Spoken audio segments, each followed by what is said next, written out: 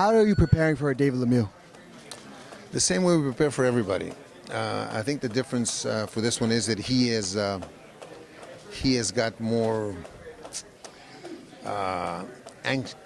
He's more anxious for this fight because he sees that there's a threat in front of him. He sees that there's finally a challenge for him. He's finally a guy that everybody considers a threat, and so he considers him a threat. So camp has been a lot more animated, a lot more fun, because finally we're fighting somebody that I think can give us a fight. Gennady was 18-0 when you first came to you.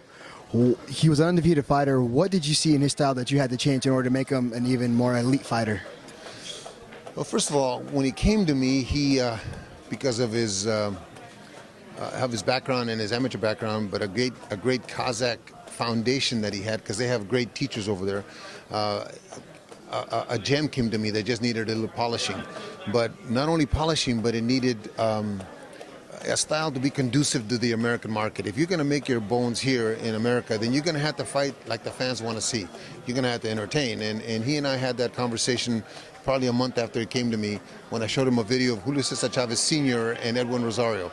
When I showed him that video, I promised him that if he gave me 3 years, I would make him like Julio, but the difference would be that he could punch.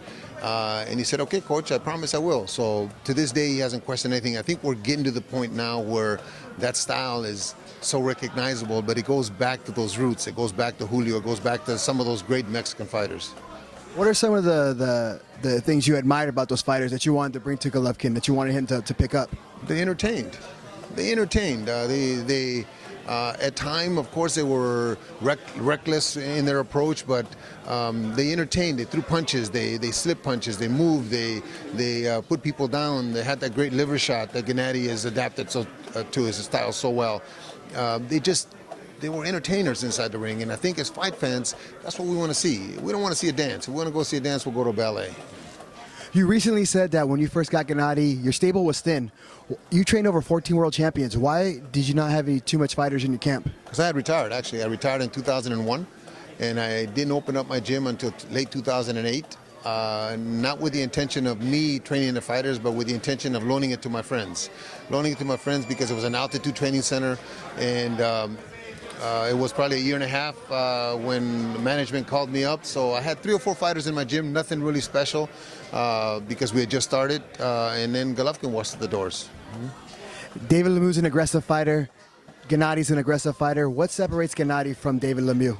Intelligence, ring intelligence, and that Kazakh foundation of great fighters.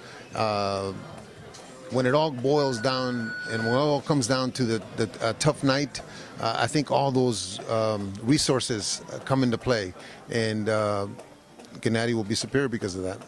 What's going to happen October 17th? It's going to be a knockout. What round? But it's going to be a knockout. I don't think it goes past 6. I think that both guys have a chance. Both guys have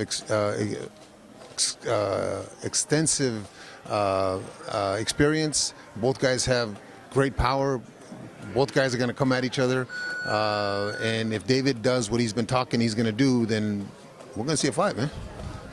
Abel, best of luck to you. Thank you.